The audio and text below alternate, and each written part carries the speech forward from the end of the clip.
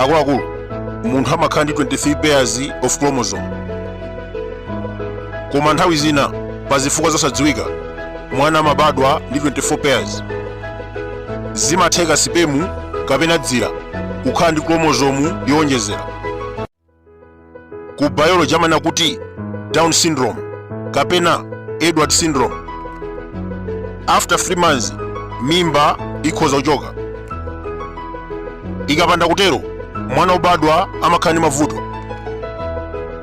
kufupika, kuchepa thupi, kupunduka, khunyu, mavuto a mtima, impsyo, kusamva, kusalankhula, komanso akhoza kumwalira.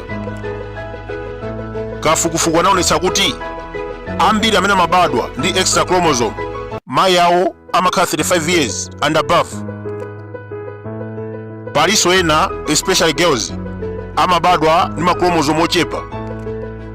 Pa Chingereza amanena kuti monosome. Mwachizolowezi akazi amakhala ndi 23 pairs of XX chromosome. Nthawi zina zimatheka kubadwa ndi 1 chromosome instead of pair. Zotsatira zake mwanayo amachedwa kukula, samamva, akalowa m'banja samabereka, amadwala BP, komanso zala zimapunduka. Timvetsetsane pamenepa, sizikutanthauza kuti ana onse opunduka zimakhala choncho. Azimayi oledzera, kusuta, komanso ma drugs during pregnancy amakhala pa chiopsezo chobereka mwana opunduka, wamisala, komanso bulutu. Nthawi zina zilema zimachokera kumbumba. Tiyerekeze m'banja muli albino. Ngati mwatengera jini mukhozanso kubereka albino. Ambiri amafunsa kunena kuti azimayi ena amabereka mapasa chifukwa chani. There is a process dzira ndi sperm zikakumana ndi kupanga fertilization. Dzira limagawanikana ndi kupanga ana awiri ofanana. In those circles we call it Sosisa. Sosisa is Sosten, simplex, somewhere. There is another process. Mazira awiri amakumana ndi maspemu awiri. Ana obadwa amakhala mapasa kumosiyana maonekedwe.